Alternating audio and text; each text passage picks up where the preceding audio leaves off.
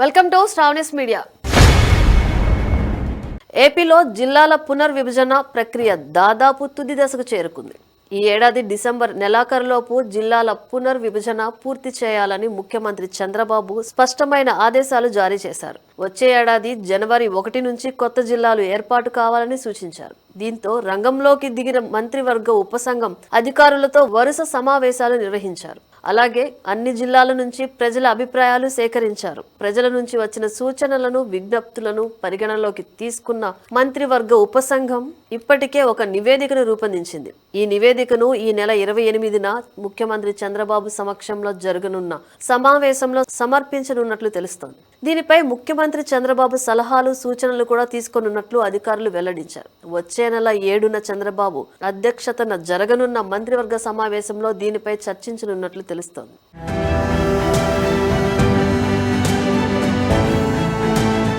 కొత్త జిల్లాల ఏర్పాటు, జిల్లా పునర్విభజన ప్రకటన తర్వాత పెద్ద ఎత్తున వినతులు వచ్చినట్లు తెలుస్తోంది. వీటిలో చాలా వరకు జిల్లా కేంద్రాల మార్పు, పాత జిల్లాల్లోనే కలిపేయాలనే ప్రతిపాదనలు పెద్ద ఎత్తున వచ్చాయి. శ్రీకాకుళం జిల్లాను 2గా విభజించి పలాస కేంద్రంగా మరో జిల్లా ఏర్పాటు చేయాలనే ప్రతిపాదన పెద్ద ఎత్తున వచ్చింది. అలాగే ఏలూరు జిల్లాలో కూడా జంగారెడ్డిగూడెం కేంద్రంగా జిల్లా ఏర్పాటు చేయాలని కోరారు. ఉమ్మడి ప్రకాశం జిల్లా విభజనపై మాత్రం పెద్ద ఎత్తున విమర్శలు వెల్లువెత్తాయి. ప్రస్తుతం అద్దంకి నియోజకవర్గం బాపట్ల జిల్లాలో ఉంది. అలాగే కందుకూరు నియోజకవర్గం నెల్లూరు జిల్లాలో కలిపారు. దీనివల్ల ఈ 2 ప్రాంతాల ప్రజలు జిల్లా కేంద్రాలకు వెళ్లేందుకు తీవ్రంగా ఇబ్బందులు పడుతున్నారు. అయితే అందుకే వీటిని తిరిగి ప్రకాశం జిల్లాలో చేర్చాలని ఆయా నియోజకవర్గాల ప్రజలు కోరుతున్నారు.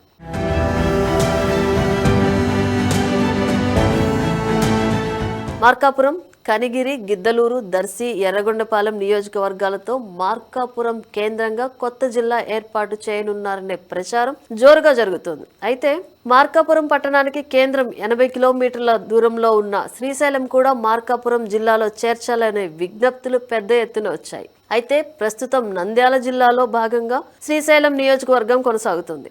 శ్రీశైలం నియోజకవర్గంలో కేవలం శ్రీశైలం, సుండిపెంట ఊర్లు నంద్యాల జిల్లా కేంద్రానికి దూరం. కలెక్టర్ సహా ఉన్నతాధికారులను కలవాలంటే ఏకంగా 5 గంటల ప్రయాణం చేయాల్సి ఉంది.